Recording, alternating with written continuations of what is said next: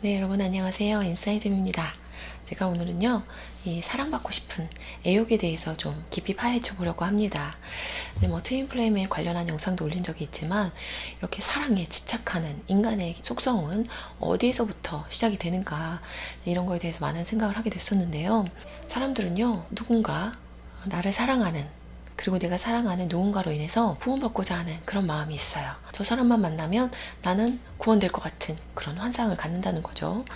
그런데 연애를 한다 해도 시간이 지나면서 호르몬이 감소해서 그렇다고도 하지만 어떤 부분에 있어서는 같이 있어 봤는데 저 사람이 날 구원하지 못하네 라는 실망감이 들면 이제 그 관계를 또 포기하기도 하죠.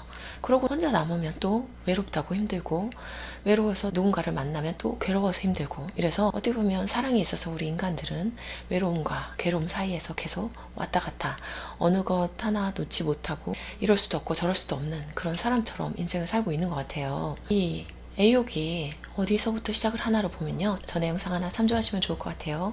첫 번째는 나는 약하다는 마음. 나는 약하고 힘이 없고 능력도 없고 싸워서 이길 수도 없는 그런 나약한 존재, 그렇다는 마음이 이제 올라온단 말이에요. 나는 약하다와 나는 강하다는 마음이 원래도 두 개 다 있는 건데, 그 중에 더 지배적으로 약하다가 많이 올라오면요, 이런 사람들의 경우는 바로 뒤이어서 의존하고 싶은 마음이 떠오르는 거예요. 약하면 혼자 살아남을 수가 없겠죠. 그러니까 내가 의존할 수 있는 누군가가 있어야 되고 그 사람의 도움이 필요해, 이런 쪽으로 생각이 흘러가는 거예요. 나는 약하다, 이 마음은요 언제 생성이 되냐면요, 우리가 아주 나약할 때가 언제였죠? 어린 시절이죠. 어리면 어릴수록 더 나약하죠.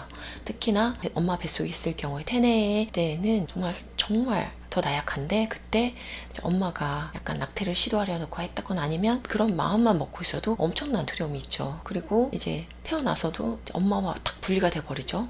대상관계 이런 심리학 분야가 있는데, 아주 어린 아이들의 그런 마음속을 막 살펴보는 그런 내용들이 있어요. 아이들이 배고팠을 때 정말 커다란 두려움과 절망감을 느끼고 아무것도 할 수 없잖아요. 그런데 울었더니 입에 딱 먹을 게 꽂히고, 내가 쉬를 해서 막 찝찝한데 막 울었더니 갑자기 기저귀가 바뀌어지고 이런 것처럼, 내가 무기력하고 아무것도 할 수 없는 너무 나약하고 힘없고 열등한 그런 존재일 때 정말 우월하고 전능하다는 아주 반대의 그런 상을 하나를 만들어요, 인간들은요. 그래서 그 어렸을 때 이제 겨우 한 걸음 한 걸음 아장아장 걸을 때도 사실은 이제 걸어서 이동을 할 수 있게 되는 그런 단계인데도 부모님이 막 대단하다 박수치고 우리 누구 짱 이러면서 막 가족들이 환호를 한단 말이에요. 이럴 때도 사실은 객관적인 현실은 내가 정말 열등하고 좀 무능한 그런 상황인데, 그걸 그대로 받아들이고 느낄 수가 없어서 그렇게 굉장히 나는 전능해, 나는 내가 울기만 해도 먹을 게 들어오고 나는 내가 걷기만 해도 사람들이 박수를 쳐, 이런 것에 집중을 하면서 약간 다른 자아를 생성해서 살거든요. 근데 전에도 말씀드린 것처럼 내가 느껴주지 않은 고통은 항상 내부에 잠재되어 있거든요. 그래서 그 어린아이에 정말 그 무능력한, 아무 능력도 없고 누군가가 나를 케어해주지 않으면 죽을 수밖에 없는 그런 취약성을 가진 존재에 대한 그 자아가 내면에 있어요, 누구나 다. 그런데 그런 부분이 이제 정화를 해서 계속 퇴행을 하다 보면 무의식이 열리면서 열등감, 나약함, 이런 것들을 더 아프게 느껴야 되는 또 시기가 오기도 하거든요. 우리 누구나 다 내면에 그게 있고, 이제 한 번씩 내가 이렇게 힘없고 약하고 열등해서 너무 아파라는 그 자아가 내부에 있거든요. 그래서 이런 부분이 계속 누군가한테 의존하고 싶고 도움을 받고 싶은 이런 것과 연관돼서 애욕을 불러일으키는 이유 하나가 되고요. 또 하나는요, 제가 자주 말씀드리죠. 내면의 비평가라고 해서 나를 계속 공격하는 이 자기 공격성의 에고가, 너는 부족해, 너는 저것도 문제구나, 계속 나를 공격해요. 그러면 정말 기분이 다운이 되면서 나란 사람은 정말 쓸모가 없나? 민폐덩어리인가? 왜 살아야 되지? 이 자기 공격성 때문에 사람들의 내면이 정말 피폐해지고 너덜너덜해지거든요.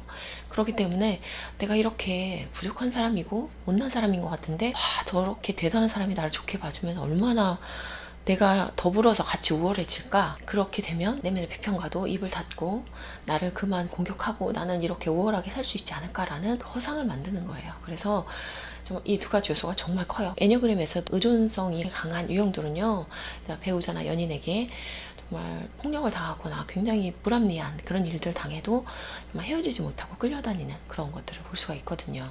그리고 어떻게 보면 그런 데이트 폭력이라고 하죠. 너가 나랑 헤어질 거면 내가 너를 막 공격하겠어, 죽여버리겠어, 막 이런 사람도 그 의존성이 엄청 강한 거죠.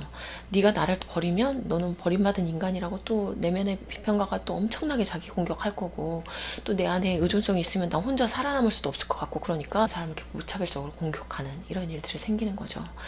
내면에 있는 취약성들을 보고 그 아픔을 느껴주는 것들, 이런 정화의 과정이 정말 사람을요 강인하게 만들고 독립적으로 살 수 있게 만드는 거예요.